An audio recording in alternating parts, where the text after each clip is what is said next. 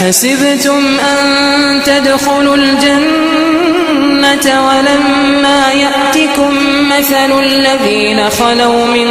قبلكم مستهم البأساء والضراء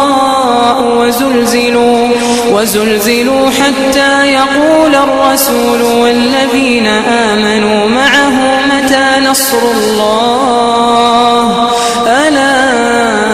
إن نصر الله قريب يسألونك ماذا ينفقون قل ما أنفقتم من خير فللوالدين والأقربين واليتامى والمساكين وابن السبيل وما تفعلوا من خير